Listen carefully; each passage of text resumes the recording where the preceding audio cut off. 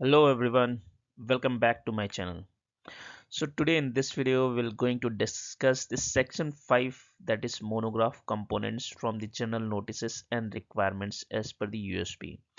So in my previous video we have discussed about this section 4, that is monograph and general chapters, right? Friends, my YouTube channel name is Pharma Quality. So please view, like, comment and subscribe my channel. So today we are going to discuss about this section 5, that is monograph components. So this monograph components included all the subchapters like molecular formula, added substance, excipients and ingredients, description, solubility, identification test, assay, impurities and foreign substances, performance tests, USP reference standard. So today we're going to cover these topics with the very basics and what exactly it's written into this general notices and requirements chapter. Right, and additionally, we'll make the video for the detailed one related to these all the topics, right? So in the chapter 5.10, the molecular formula is mentioned, right?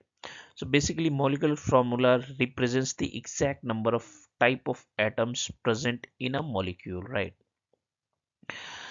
The use of the molecular formula for the active ingredients named in defining the required strength of a compendial article is intended to designate the chemical entity or entities as given in the complete chemical name of the article having absolute 100% purity, right? So this wording is same as it is written into the general notices and requirement, right? The chapter.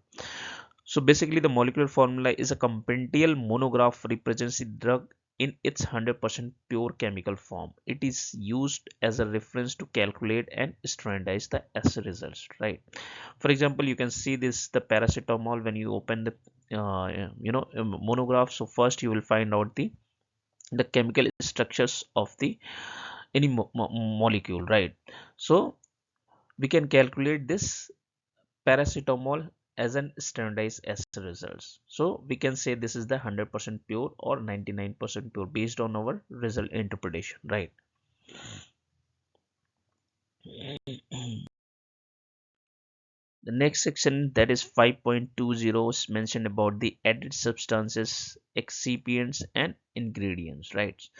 So basically the added substances, excipients and ingredients are non-active components added to ensure stability, safety and proper product performance, right? Those are things are those non-active components are required during the manufacturing processes, right? So these exact wording are mentioned in the chapter, like substance are regarded as a unsuitable for the inclusion in official article and therefore prohibited unless they do not exceed the minimum quantity requirement for providing their intended effect. Their presence does not impact the bioavailability, therapeutic efficacy or safety of the official article, and they do not interfere with the assays and tests prescribed and determining the compliance with the compendial standard. The air in a container of an official article may, where appropriate, be evacuated or be replaced by the carbon dioxide, helium, argon or nitrogen, or by a mixture of these gases. The use of such gases need not to be declared in the labeling. So that means the substances are shall not be allowed in an official product unless they are present only in the minimum required amount, right? That do not affect the safety or effectiveness and do not interfere with the any official test. And in addition to this, air inside a container may be replaced with the inert gases such as nitrogen or argon. That gases should be used to remove the inside the air, and this does not need to be declared on the label, right?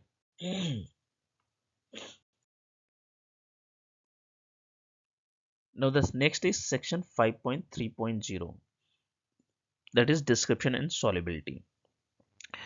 So basically, the description and solubility is the physical appearance of a substance and how well it dissolves in a specific solvent. So these two parameters are very important while testing the raw materials, right? So first one is this described about the quantitative solubility test. So only when a monograph specifically identifies a quantitative solubility test, it is considered as a test for purity. Otherwise, solubility information is not a purity requirements, right? And into the next, it is mentioned about the description and solubility information. So monograph and the USP NF reference table provide the descriptive and solubility information about articles to support identification and understanding of their properties, right? And last one, it is defined about the purpose of the reference table. So the reference table only describe typical properties of compliant article. It is meant to assist the user in handling and evaluation, but it is not a standard or official test for purity, right? So let's have a discussion about this table and how the solubility can be evaluated, right? So these are the descriptive term as per the USP, general notices and guideline chapter. So, and these are the part of solvents required for one part of solute, right? That means how much solvent will be used for the one part of solute. That means your raw material or any molecules, right? So first one is the very soluble. So when we can say the material is very soluble, when that 1 gram of the material will be soluble into the less than 1 ml, right? So you need to take the 1 gram of sample and then try to dissolve it within the 1 ml of the particular solvent, right, which is mentioned in the monograph. So if it is dissolved, then we can say this is the very soluble material. And likewise the freely soluble, when that particular material is dissolved from 1 to 10 ml but not more than the 10 ml of the solvent required. So if up to the 10 ml the material will be totally dissolved, then we can say the material is freely soluble. And the next is soluble. So when the particular material is dissolved up to the 30 ml of the solvent, then we can say the material is soluble in nature. And then next one is the sparingly soluble. So from 30 to 100 ml, if that particular material is dissolved totally but not more than 100 ml, right? It should be the 30 to 100 ml. So then we can say the material is sparingly soluble. The next criteria is slightly soluble. So those material which are dissolved from the 100 to 1000 ml for the 1 gram, then it we can say this is the slightly soluble. And next one is the very slightly soluble. When the material is dissolved from 1000 to 10,000 ml, then we can say this is the very slightly soluble.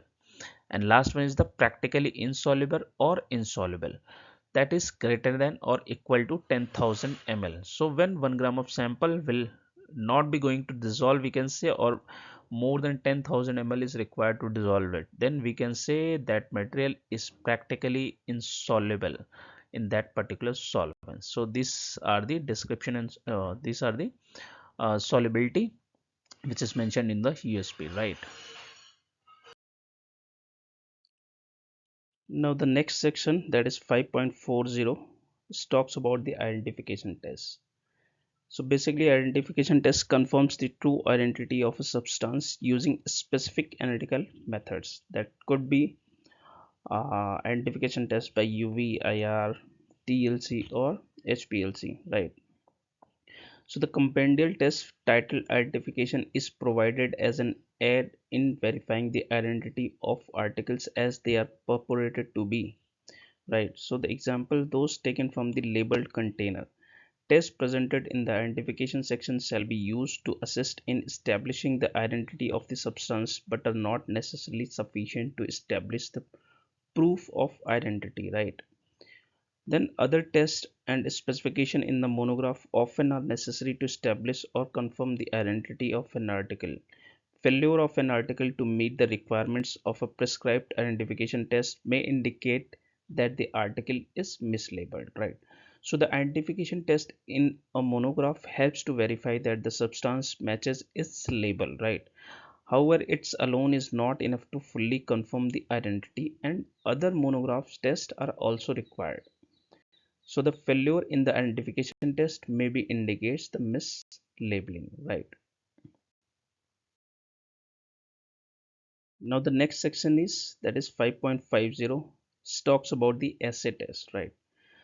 So basically, assay test determines the quantitative amount of active substance in a material or products.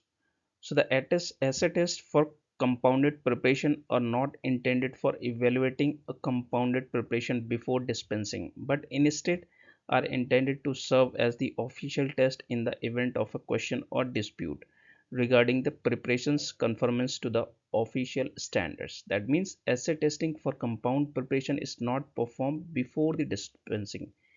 Instead, it serves as the official reference test if any question or dispute arises about whether the preparation meets official standards, right? So this is all the one of the test which is performed to check the quality of the product. So now next is impurities and foreign substance. So basically the impurities and foreign substance assess the limits unwanted material to ensure product safety and quality, right? So these all are the cross contamination and can be evaluated through the related substance test or other impurities test, which is mainly performed by the gas chromatographies as per monograph, right? So whatever the test method has been prescribed in the monograph, that should be adopted and tested for the all impurities and foreign substance into the particular material or product, right? So basically it talks about the tests for impurities and foreign substance are designed to ensure that their levels remain within the acceptable level and safe limits for normal use of the products. And then it describes about the in addition to monograph tests, manufacturers must apply appropriate non-monograph test and acceptance criteria to detect impurities arising from the process changes or external communication in line with good manufacturing and pharmaceutical practices, right? So now next, the section 5.70, that is performance test. So basically performance test verified that a product functions as intended under specified condition, right? So it talks about like if content uniformity testing is performed using the same analytical method as the assay method and sample preparation differences are properly addressed, so the average of the individual content uniformity result may be used as the official assay value. That means if you are going to perform the content uniformity test with the same analytical method which is mentioned in the monograph and as per the asset test, then the value of the final content uniformity average value can be considered as a assay value when the same analytical method is used, right? And sample preparation differences are properly justified, ensuring accuracy, consistency and regulatory acceptance, right? Now the next is section 5.80, that is talks about USP reference standards. So basically the USP reference standards are officially approved materials used as comparison standard for USP test and assays, right? So in this section it talks about the USP reference standard are officially approved material used as comparison standard for USP and NF tests and assays. So they are evaluated and authorized by the USP reference standard expert committee. The currently approved USP reference standard and their official lots are listed in the USP reference standards catalog. So they have the catalog and is revised regularly. So we need to check the particular batch number which is current in effective, right? And the next section talks about the if a test requires a compendial article instead of USP reference standard, the material used must comply and fully comply with the all monograph requirements, right? And then next it talks about any new USP or NF test method that needs a new USP reference standards become official only after that reference standard is available. If no specific potency is mentioned on the label, the USP reference standard is considered as 100% pure for the official use, right? So there will be a label which is pasted on the particular vial, then you need to consider the purity which is mentioned on that label. If that label do not mention any purity, So we need to consider that purity as 100%, right? Then the next is, it talks about the USB reference standard must always be used according to the instruction provided on their labels unless the monograph or general chapter states otherwise, right? So whatever the instruction has been mentioned in the label, that should be followed during the analysis. So this is all about the section 5, that is monograph components as per the general notices and requirements. Thank you.